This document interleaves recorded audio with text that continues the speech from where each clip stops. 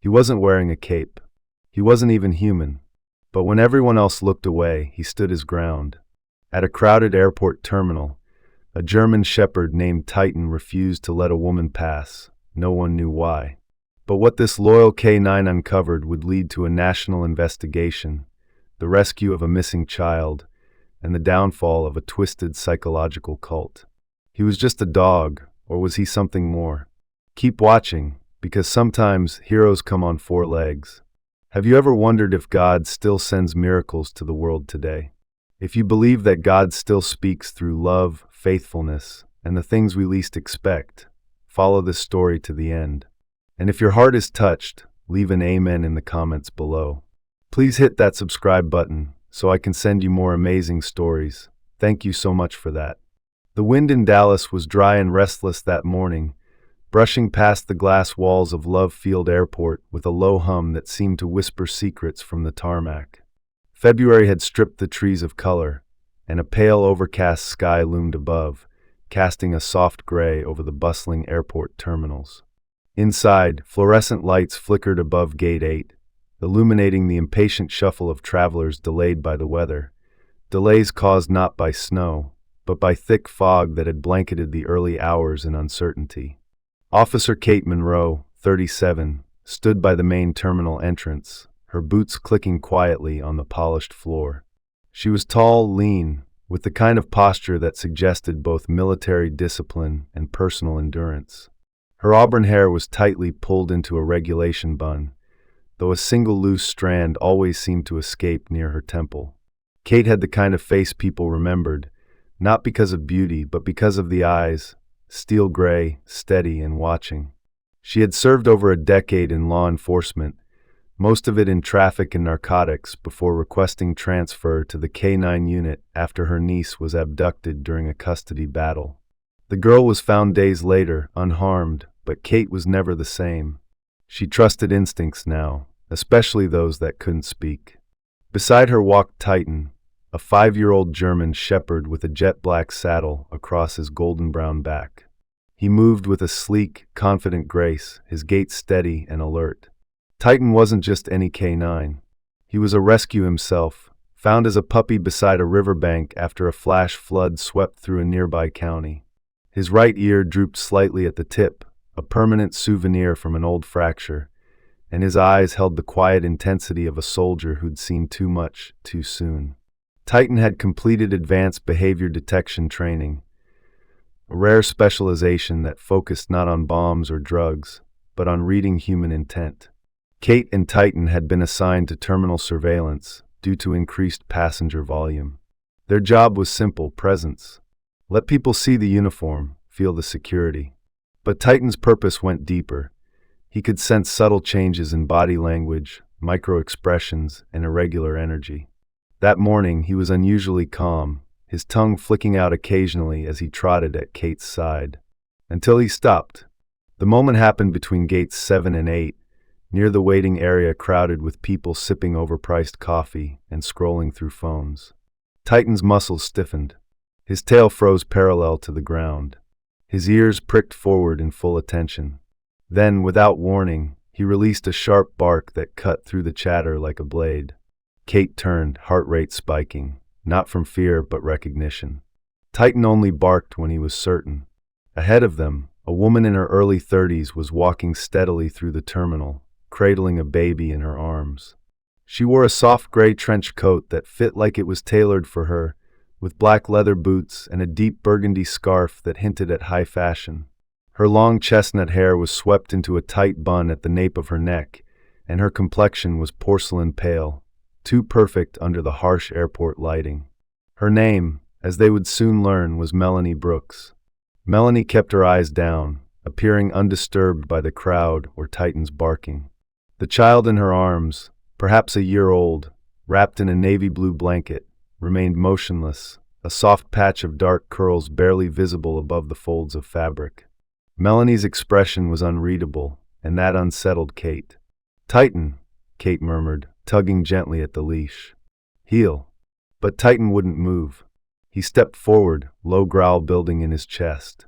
Several travelers began to take notice. A few backed away, instinctively making room between them and the dog. Others lifted their phones, always ready for spectacle. A mother nearby clutched her child's hand and turned away. Kate's voice remained level as she stepped closer to the woman. "Ma'am, may I speak with you for a moment?" Melanie paused, raising her head slowly. Her eyes were blue, icy and emotionless. She tilted her head, as if confused. "Is something wrong?" Her voice was smooth, melodic even. "I'm Officer Monroe, Canine Unit," Kate said calmly. "My partner is showing signs of concern. May I ask where you're headed today?" Melanie shifted the baby gently in her arms. "Denver. American Airlines. The delay's been a nightmare." Kate nodded. "May I see your boarding pass?" Melanie hesitated, just a second, barely noticeable to the untrained. But Titan noticed. He let out another bark, louder this time, and lunged slightly forward. Kate held the leash firm. "Ma'am," Kate said again, firmer now. "Please." Melanie reached into her coat pocket, retrieving a folded pass and handing it over. Her fingers trembled, barely. "Thank you," Kate said. She glanced at the pass. The gate didn't match any departing flights listed on her watch. But she didn't confront it, yet. The baby hadn't moved once. No blink, no shift of limbs. Just stillness. As if frozen. Kate looked down at Titan. The dog's eyes were locked onto the bundle in Melanie's arms, not Melanie herself. His nose twitched, and his growl deepened. "May I ask how old your baby is?" Kate asked, still holding the pass casually. 14 months, Melanie answered. "He's a heavy sleeper. The flight's been stressful. He's finally down." Titan didn't buy it. Neither did Kate. "Understood. Would you mind stepping over here, just to the side? I'd like to ask a few additional questions." "Nothing formal." Melanie's lips pressed together in a polite but tight smile. "I'd really prefer to get to my gate. The baby." Another voice suddenly cut through the murmur of the terminal. "Henry." It was a woman, mid-60s, wrapped in a long olive wool coat and scarf. Her cheeks were flushed, her eyes wide with disbelief. She stood at the far end of the security barrier, clutching a folder of documents. Kate turned sharply. "Ma'am, do you know this child?" The woman's voice cracked. "That's my grandson." Melanie froze. Titan didn't bark this time. He stood tall, his body blocking the path between Melanie and the crowd. Kate stepped between them. "Let's all stay calm." Melanie's voice dropped. "This is a mistake." Titan took another step forward. His growl was low, but firm, reverberating through the floor like distant thunder. A warning.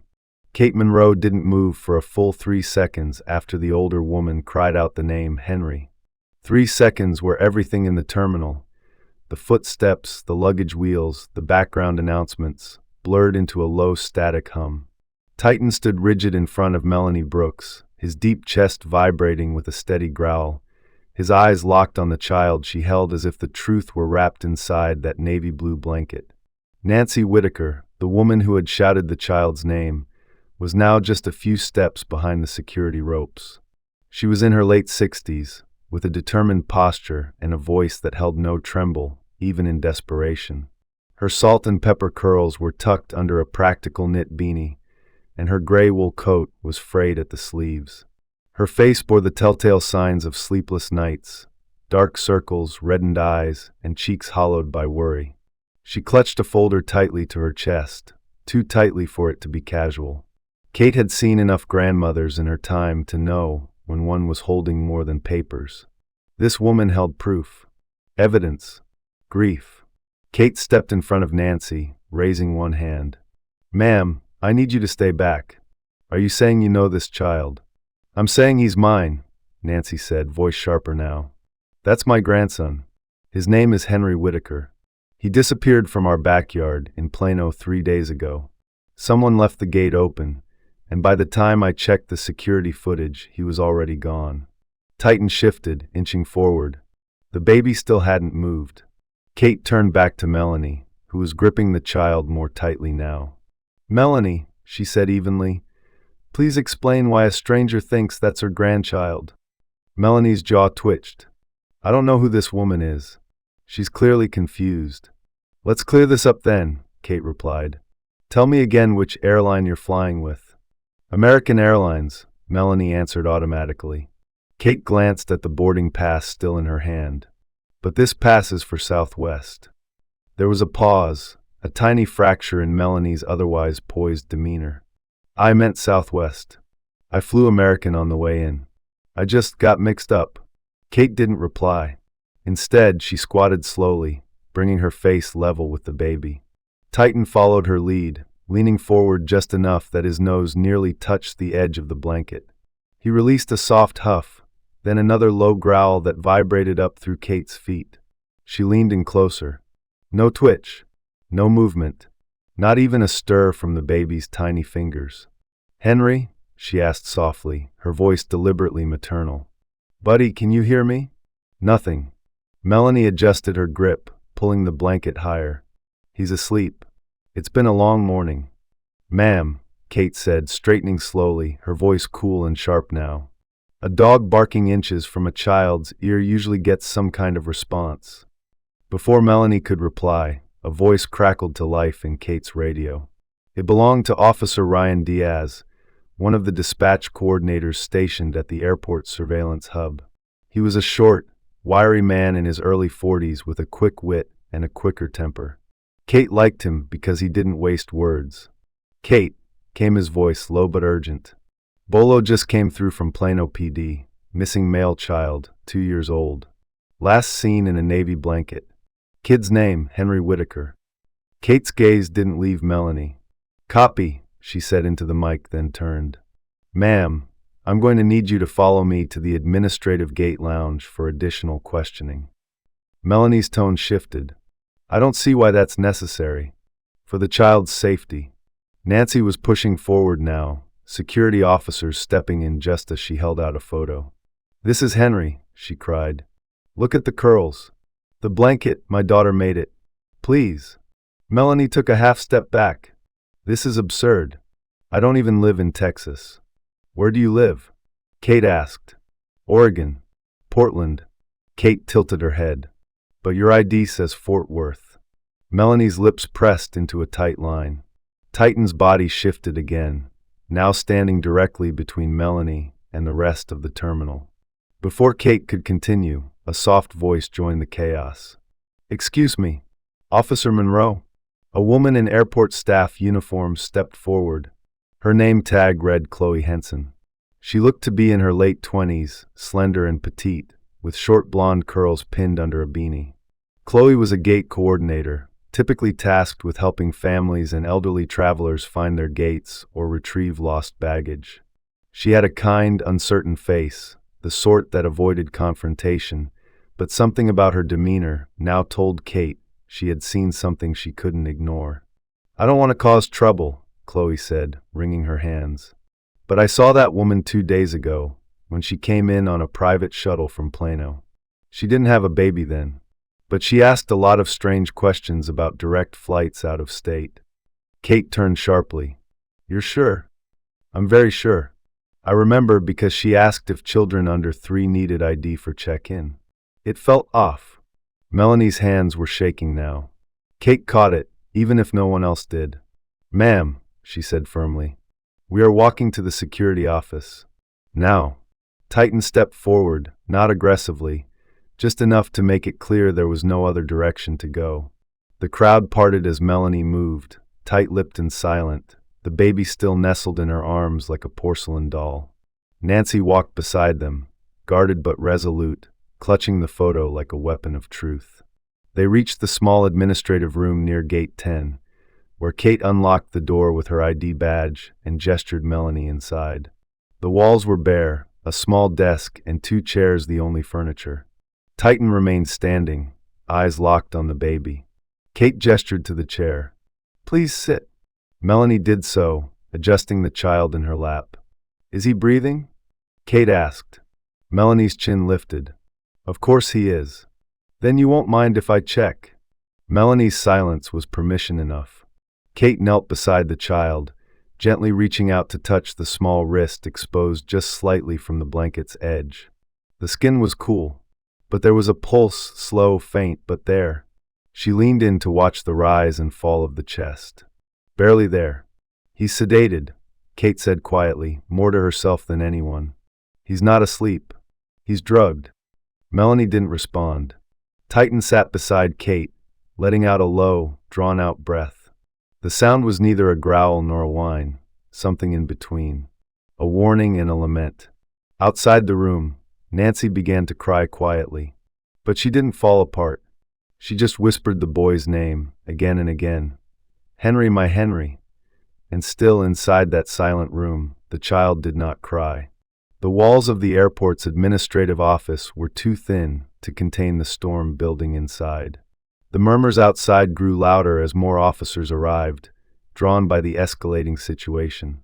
But inside, the air was heavy, still as if waiting for someone to breathe the truth aloud. Titan sat between Melanie Brooks and the exit, his posture locked like a marble statue, head lowered slightly, eyes razor-focused. Every fiber of his frame said, "No one leaves until the truth does." Kate Monroe stood near the door, arms crossed, brow knit in hard focus. Her gaze shifted from Titan to Melanie, then to the still form of the child, Henry, in her lap. The boy hadn't moved, hadn't flinched, hadn't made a sound. The only proof of life came from the barely there flutter beneath his blanket and the thready pulse she had felt earlier. Something inside Kate clenched. She had seen overdoses before, had zipped up body bags for children whose caretakers swore they just needed sleep. Her hand moved instinctively to her radio. "Dispatch, this is Officer Monroe at Gate 10 Admin," she said into the mic, requesting immediate EMS response to my location. "Infant appears sedated, possibly overmedicated. Conscious but non-responsive. Situation active. Subject in custody." "Copy that," came the reply. "Ambulance en route. ETA 7 minutes. Just then, a shuffle at the door caught her attention. Nancy Whitaker stood behind the glass, eyes burning. Her knuckles were white as she held the folder tighter than ever. Behind her, another officer had arrived, Officer Troy Harlan, a tall, broad man in his late 40s with close-cropped graying hair and a deep crease between his brows. He'd served 15 years in the department, mostly in family crimes. Calm in chaos, respected for his unshakable moral compass, and rarely raised his voice. Today, however, his face was tight with restrained urgency.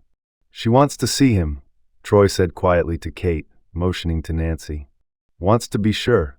She brought photos, medical records. Kate hesitated, but Titan made the decision for her. As Nancy moved closer to the glass, Titan stood and placed himself directly between Melanie and the approaching figure. His tail stiffened. The sound of his claws tapping against the linoleum was the only warning anyone needed. "No," Kate said quickly, raising a hand to Nancy. "Not yet. We keep the separation for now." Inside the room, Melanie's composure cracked. She clutched the boy tighter, a trembling hand adjusting the blanket like a shield. Her voice was sharp now, high and breathless. "Why are you letting strangers near my child? He's mine. They told me he's mine." Kate took a measured step closer. "Who told you that, Melanie?" Melanie shook her head, her lips forming a silent no. "Talk to me," Kate said, softer now. "You said someone told you this child was yours." "Who? When?" The woman looked around the room as if searching for something to anchor herself to. Her eyes darted to Titan, and then away. She drew in a shallow breath. I was in a program. For grief. After Charlie died, everything broke. The doctors, they said I wasn't crazy. They said sometimes souls come back. That I would recognize him when I saw him." Kate crouched now, staying eye level. "What's Charlie's full name?" Melanie's voice broke. "Charlie David Brooks. My son. He died in his crib last year. RSV. They said it wasn't my fault." Kate kept her face neutral, but the information was seeping in fast and dark. She had heard of these groups, fringe therapy retreats, unregulated practices preying on the broken. She'd never seen one escalate to abduction. Until now. Behind her, Titan let out a low growl.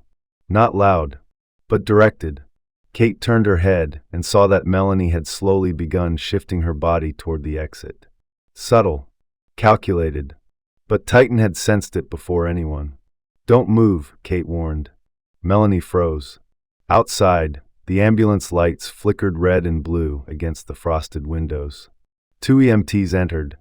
One male, one female, both mid-30s, both with the clipped, efficient movement of those trained to move fast and stay calm.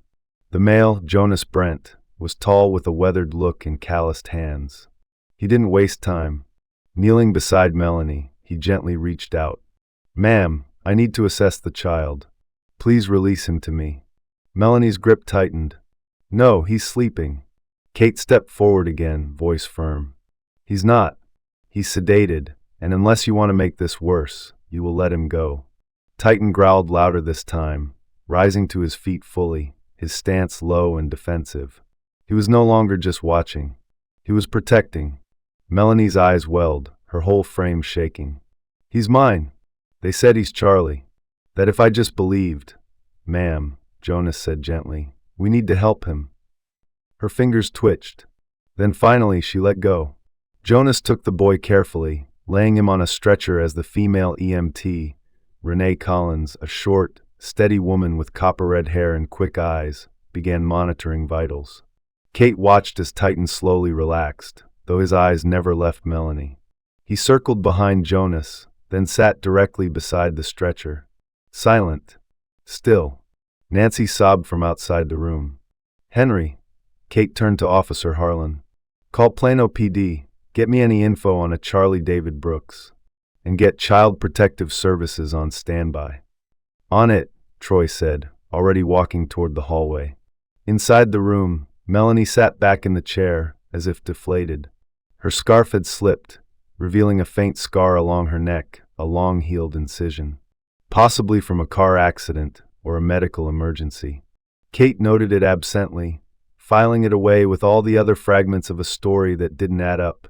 Titan sat beside Henry, unmoving. When Jonas lifted the stretcher and began pushing it toward the exit, Titan followed, without needing to be called. He kept close, a sentinel in a world that had gone too quiet, too deceptive. As they rolled the boy down the hallway toward the ambulance bay, the security door buzzed open. Nancy gasped aloud. "That's him," she whispered, voice cracking. "That's my baby." Kate turned toward her, resting a firm but gentle hand on her shoulder. "We'll get him back to you.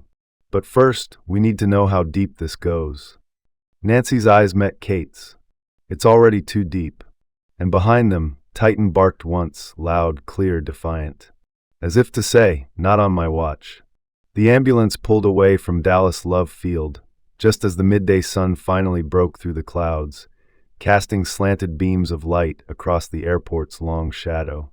Inside the emergency vehicle, Henry lay under a fleece blanket with cartoon stars, a pediatric oxygen mask strapped gently over his small face. The child's features were soft and still, too still. His cheeks were pale, lips slightly parted, and his hands limp beside his sides. A monitor beeped steadily, registering vitals that were faint but stable. Beside the stretcher sat Titan, calm but watchful. The German shepherd hadn't moved since climbing into the vehicle, his large frame planted on the floor, head tilted slightly toward the boy as if listening to a rhythm no one else could hear.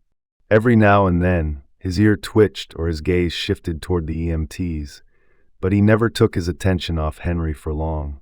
Renee Collins, the red-haired paramedic from earlier, sat across from Titan, scribbling notes on a clipboard with a chewed-up pen. She had a square jaw and wide hazel eyes that always looked slightly tired, a result of years spent pulling double shifts. She was efficient, kind, but not easily rattled. And yet something about the child unnerved her. She glanced toward her partner, Jonas Brent, who was checking the 4-line with practiced hands. "Breathing still shallow," she said softly. "Pulse holding at 84. Pupils sluggish." Jonas gave a curt nod. "Could be a cocktail. Not just over-the-counter stuff. Something prescription. You think he'll wake soon?"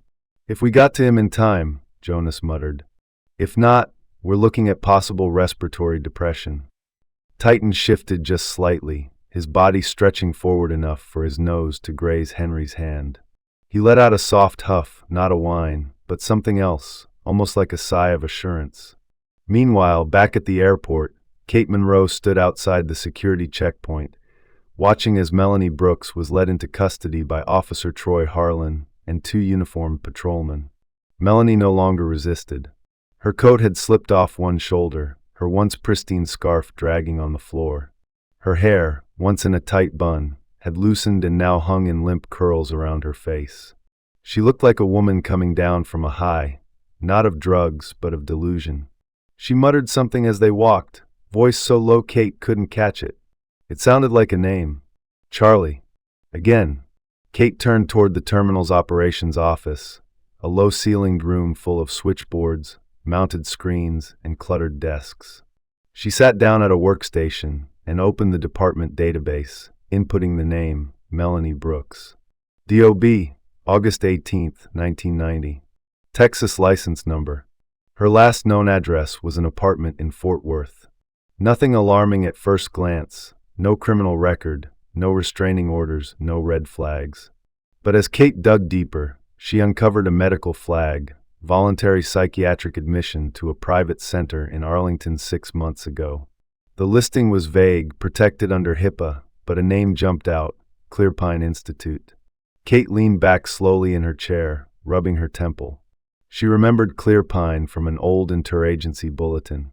The facility marketed itself as a grief transformation center, offering therapy retreats for clients coping with traumatic loss, particularly parents. The language had always bothered Kate. Words like restructuring memory, guided substitution, and empathic imprinting. Euphemisms that felt predatory. She stood and headed down the hall, dialing on her department-issued phone. The call connected to Detective Lena Hargrove, a seasoned officer with the Fort Worth PD who had worked mental health fraud cases for over a decade. Lena was in her early 50s, tall and wiry, always in jeans and work boots, with hair like silver wire and a voice made of gravel and caffeine.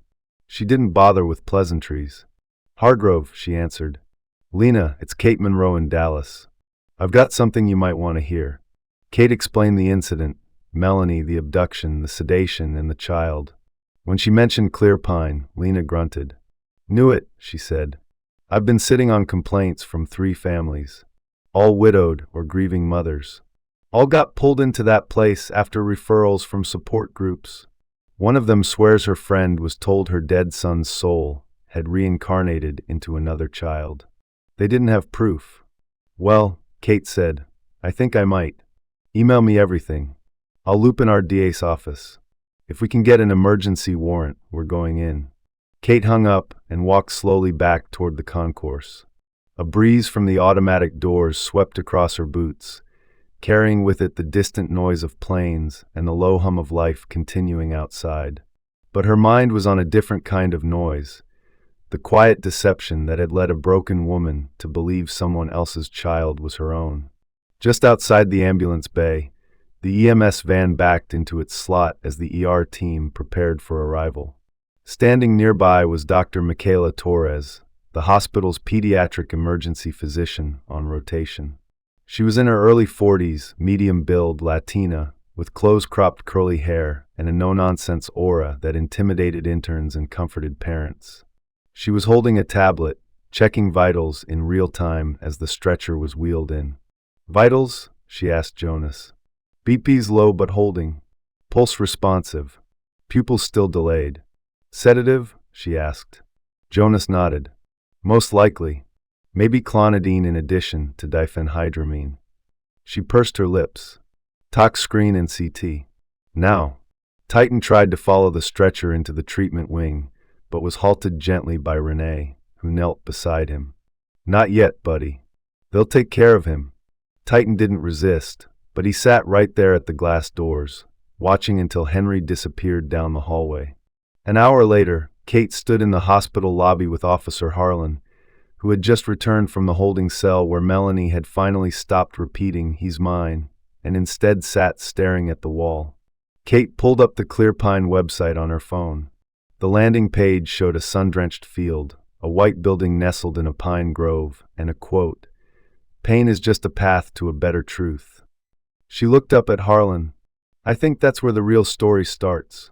The sun was already low in the sky when Kate Monroe turned her cruiser off the main highway and onto a winding two-lane road lined with whispering pine trees.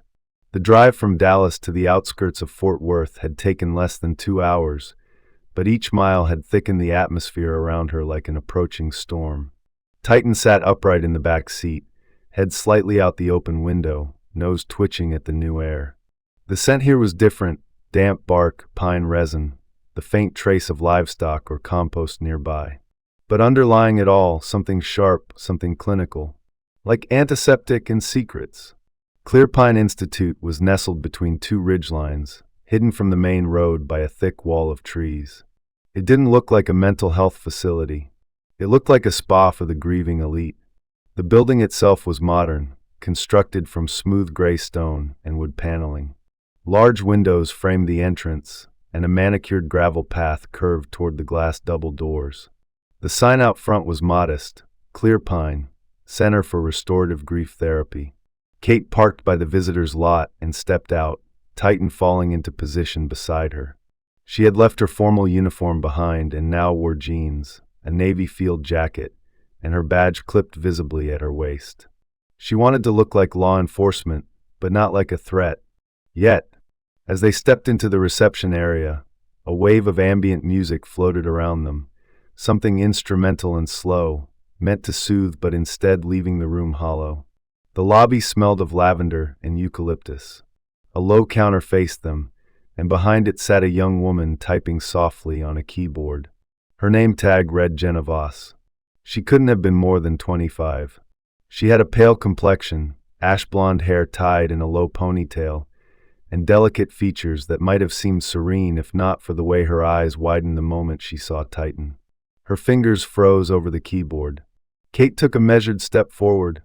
"Detective Monroe, Dallas PD. I need to speak to someone about a patient. It's urgent." Jenna blinked, swallowing hard.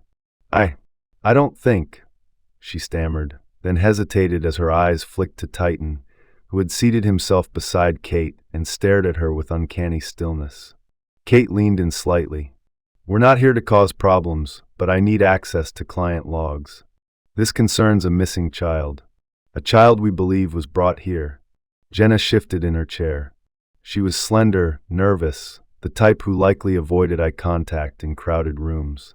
Her shoulders slumped as if always expecting blame, and she wore no makeup, only a faint sheen of anxiety. I'm not allowed to share files without authorization. Only Dr. Hale can approve that." "Then I'll wait for Dr. Hale," Kate said. "Is he here?" Jenna's lips pressed into a thin line. He left earlier this morning for a conference in Lubbock. He's not due back until tomorrow evening." Kate gave a nod, then pulled a photo from her inner jacket pocket and slid it across the counter.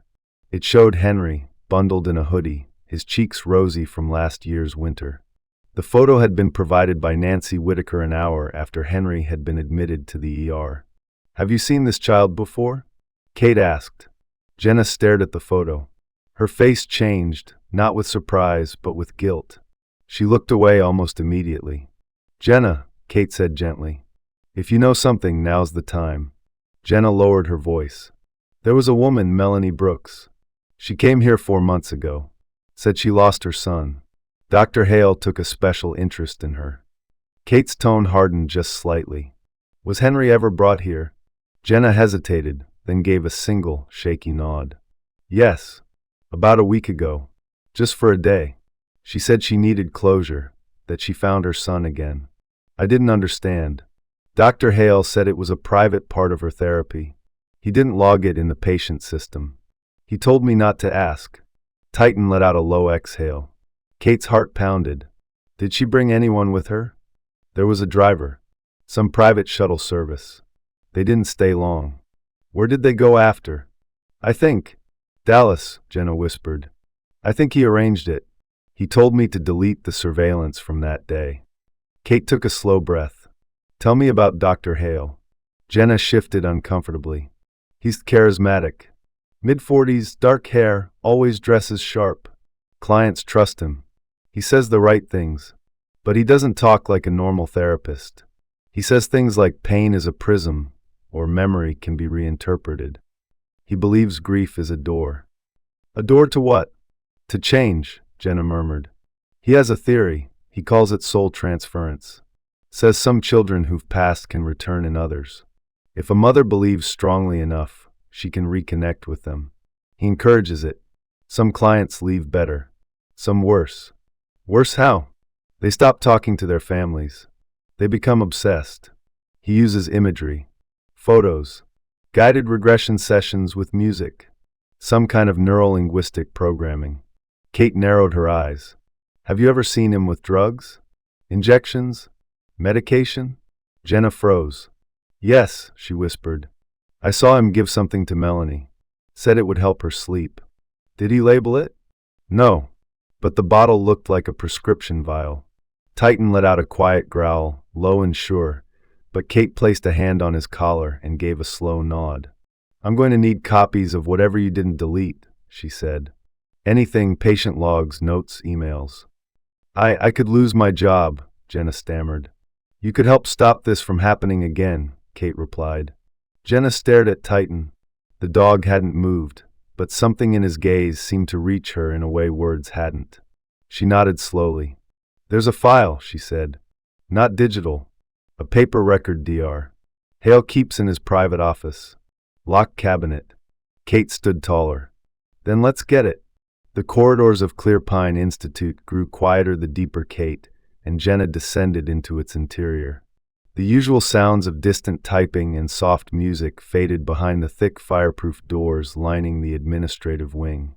Titan's paws made no noise as he moved beside Kate, his lean body tense, his ears swiveling in near constant motion. They stopped at a simple walnut door at the end of the hallway, marked only with a brass plate etched with the words, Private Dr. Hale. Jenna pulled a ring of keys from her cardigan pocket, fingers trembling slightly as she selected the one with a blue tag. She unlocked the door and pushed it open, revealing a large, meticulously organized office. The walls were lined with tall bookshelves filled with leather-bound journals and framed degrees. One wall featured an enormous painting of a pine forest bathed in golden light. At the center of the room stood a broad mahogany desk, clean but not sterile. A single desk lamp cast a pool of amber over a notepad and a vintage silver fountain pen. Jenna stayed at the doorway. He doesn't let staff in here. I only ever cleaned once. And he stood behind me the entire time. Kate stepped in cautiously, eyes sweeping across the space.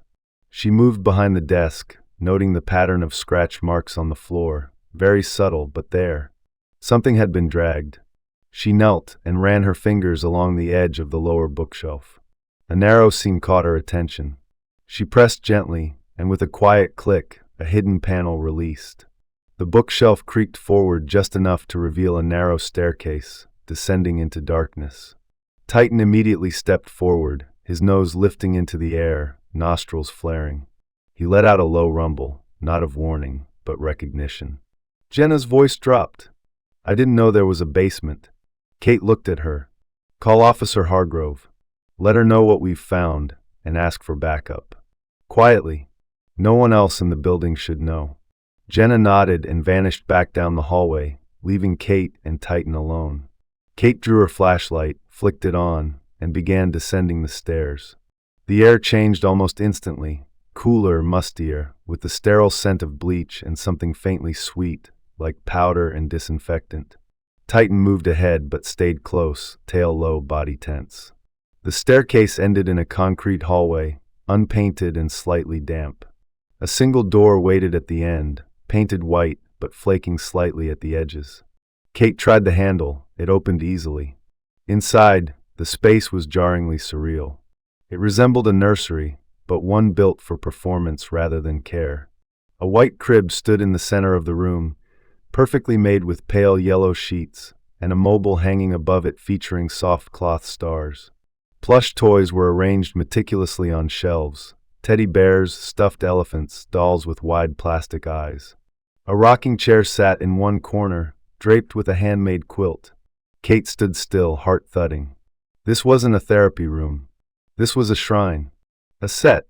On the far wall was a cabinet, steel industrial, with a lock that had been left open.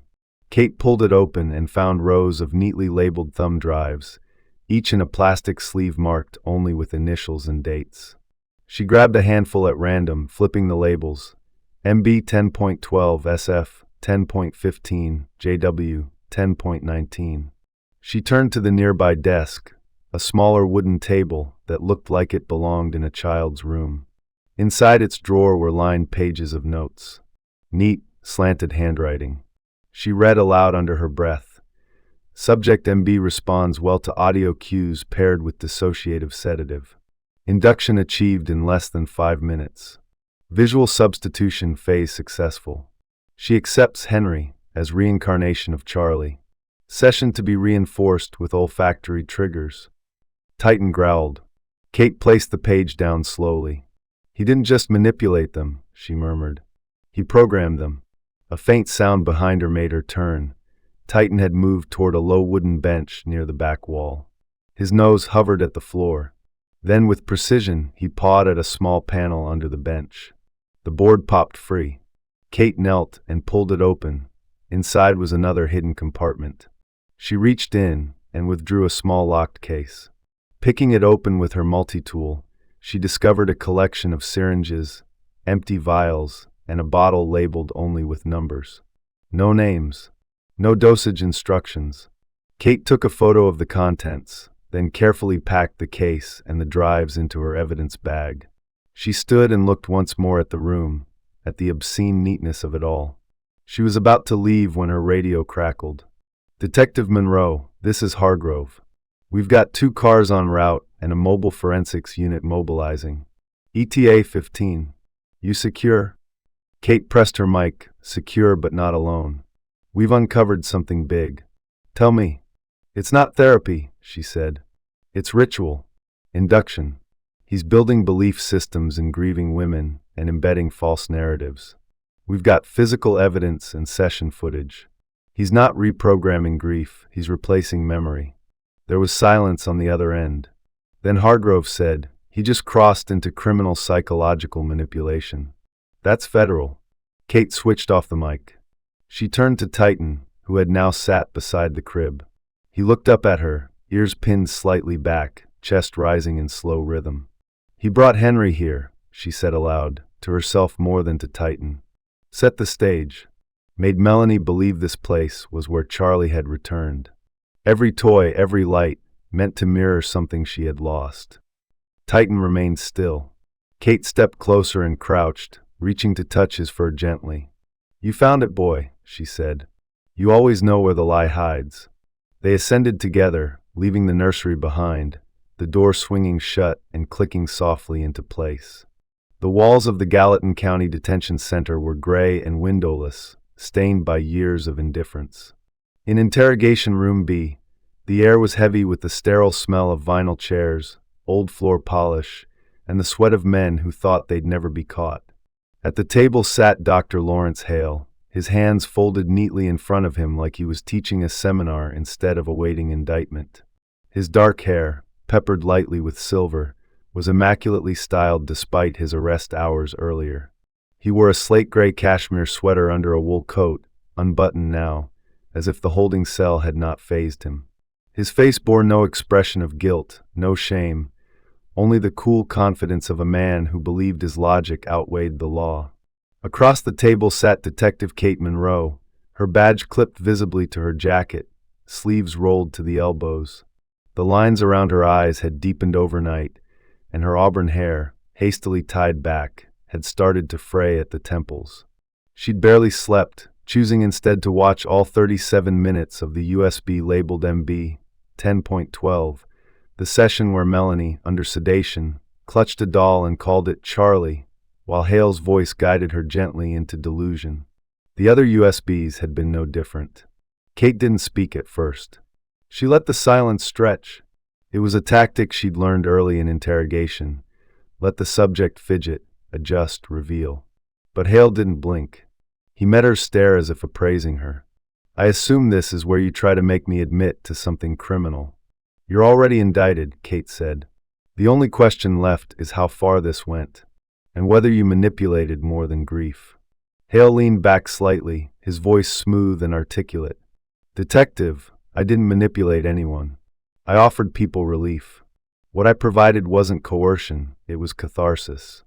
By drugging them, by convincing mothers their dead children lived on in strangers. I never said the word alive. I never told anyone to steal. I guided them through the door they were already standing at. You call it delusion. I call it transformation. Titan, who had been sitting quietly at Kate's heel, suddenly let out a sharp, single bark that echoed through the room like a gunshot. Hale's head flinched, not fear but annoyance. Kate placed a hand on Titan's back. He doesn't bark for no reason. You've humanized that dog far too much, Hale said with a sniff. Not everything with a heartbeat has moral judgment. Kate leaned forward. What did you give Melanie? Her grief back, Hale said, a small smile playing at the edge of his lips. Kate didn't flinch. We found your notes. The regressions. The drugs. The room you built to match a memory. You didn't help her heal. You rewrote her pain into fantasy. Hale's voice turned cold. Pain is fantasy. Do you know what the brain does when it suffers loss? It creates gaps, false memories, distortions. I offered those mothers something to fill the void. Something beautiful. You offered them someone else's child, Kate snapped. Silence. Then Hale looked at Titan again, narrowing his eyes. And yet you trust that animal to know right from wrong. Titan rose slightly, his stance shifting. His ears pinned forward, body tense, lips drawn just enough to show the glint of canine judgment. He didn't growl, but the threat hung heavy in the room. Kate straightened. He was there when we found Henry. He saw you in that nursery long before we did. And you know what, Dr. Hale? He doesn't need evidence. He just knows. There was a knock at the door. Officer Troy Harlan entered, his towering figure blocking half the frame. Kate. Jenna's here. Kate nodded and stood. Let's see how much Hale smiles when his accomplices start talking. She stepped out into the hallway where Jenna Voss waited, her face pale but resolute. She wore a long beige coat over jeans, her hair pinned back messily, and her fingers clutched the strap of her crossbody bag like it was the only thing anchoring her. Thank you for coming, Kate said gently. Jenna nodded. I didn't sleep, but I kept thinking about him, about Henry, and Melanie, and all the women I let walk in and out of there without asking why. Kate motioned to the adjacent interview room, this one quieter and less clinical. You'll be giving your statement here. Officer Harlan will record everything. But I'll stay if you want. I do, Jenna said. But can Titan stay too? Kate blinked in surprise. Of course. Inside the smaller room, Jenna took her seat and began to recount everything. How Dr. Hale had handpicked patients, how he scheduled private, non-documented sessions, how he encouraged clients to bring photos, toys, clothing from deceased children, how he coached them into accepting the idea of reincarnation, and then slowly introduced a living child, often abducted, always vulnerable, as a vessel of return. I saw him inject Melanie with something, Jenna admitted. He told me it was just anti-anxiety, but she was out in less than 5 minutes. Then he played audio, recordings of her old lullabies. He used the baby monitor system to loop them. Kate leaned forward. And you stayed silent. Jenna's eyes brimmed with tears. I was scared. I thought maybe he was right, that they were better believing. Titan moved toward her then, slowly, and sat beside her chair. He nudged her wrist gently with his nose. Jenna let out a long, shaking breath and reached down, resting her hand against his head. I'm ready to testify, she whispered. Hours later, Kate returned to interrogation room B. Hale hadn't moved. He glanced at her as if to say, Is it over yet? You're done, Kate said simply. Jenna's testifying. We've got the drives, the meds, and every lie you ever told in writing. Hale shrugged. The mind believes what it wants. Maybe, Kate said. But now the law believes too. As she turned to leave, Titan barked again, once, loud and sharp. Hale flinched again, then laughed softly to himself. Kate didn't look back. She walked out of the room and into the hallway where Jenna waited, her face calm, and Troy nodded from the far end, a warrant request already in hand. Behind the heavy steel door, Dr. Lawrence Hale sat alone, hands folded in silence. The sky above Dallas had turned a softer shade of blue, no longer burdened by winter's weight. The cold had not yet lifted completely, but the sunlight breaking through the hospital windows hinted at something long-awaited peace. Inside the pediatric recovery ward at St. Paul Medical Center, the beeping of monitors hummed like a lullaby against the low murmur of nurses exchanging shift notes. Room 214 was filled with the scent of antiseptic, cotton sheets, and the faint whisper of hope.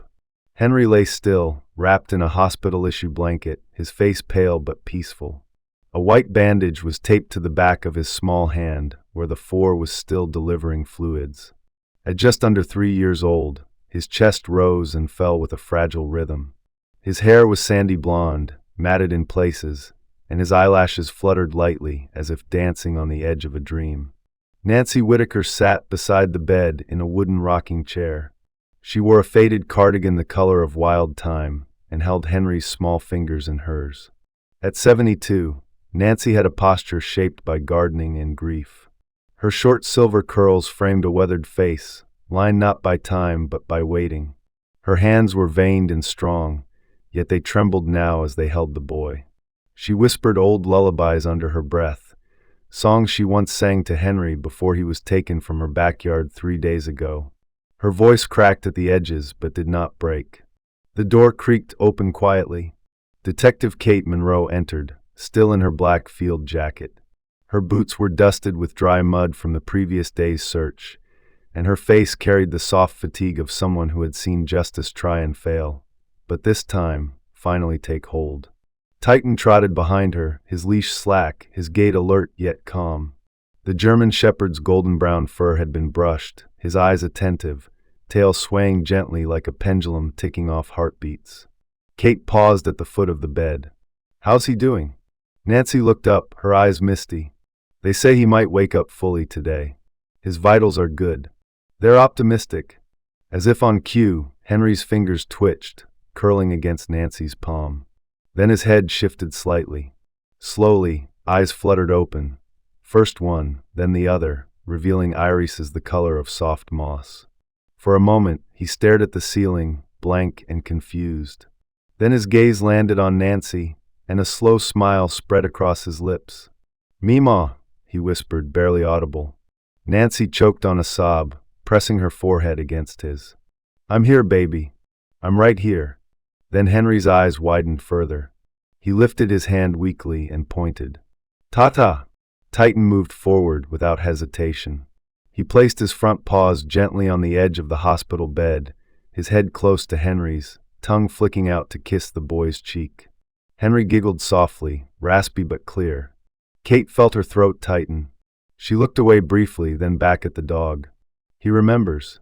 Nancy chuckled through her tears. Titan, he must have kept him warm in that woman's arms. Protected him. He knew. The next few days passed quickly. Melanie Brooks was moved to a secure psychiatric facility in Houston. Charges would follow, but the court-appointed psychiatrist declared her unfit for immediate trial. Investigators continued to uncover layers of Dr. Hale's manipulation, with Jenna Voss's testimony providing the foundation for a sweeping federal case. On the third morning after Henry awoke, Nancy invited Kate to her home just outside of Plano. There, surrounded by rose bushes and ceramic wind chimes, they sat on a wooden porch swing sipping tea. Titan lay at their feet, eyes half closed but ears tuned to every squirrel's rustle in the trees. "I've been thinking," Nancy said, "about what comes next, about all the other kids who aren't found in time, and all the dogs no one gives a chance to." Kate glanced sideways. "I've been thinking too. Titan wasn't just trained. He's meant for something more." Nancy nodded. "I want to help. I've got land. I've got time. And you've got the badge. What if we made a place for dogs like him? And kids like Henry? A place that teaches them to trust again." Kate smiled. "What would we call it?" Nancy looked down at Titan. Titan's light. He brought Henry back from the dark. 2 months later, with community funding and support from the Dallas Canine Unit, the Titan's Light Canine Recovery Center opened its gates. It was a converted barn and pastureland near Cedar Hill State Park, outfitted with agility courses, heated kennels, and therapy rooms designed for trauma rehabilitation. They took in abandoned dogs from shelters, focusing on those overlooked due to age, injury, or behavioral issues. Each dog was matched with a volunteer handler. Some were veterans, others were foster teens, some were even retirees like Nancy. Titan became the face of the organization. He was no longer just a working dog, he was a symbol. At a special city ceremony attended by dozens of officers, families, and children, Titan stood stoically beside Kate in front of a wooden podium adorned with sunflowers. Mayor Randall Drake, a broad-shouldered man with silver hair and a commanding voice, leaned down and pinned a gold medallion onto Titan's collar. In recognition of his extraordinary service, courage, and instinct, the mayor announced, "Titan is hereby named Canine of the Year." Titan didn't flinch, didn't bark.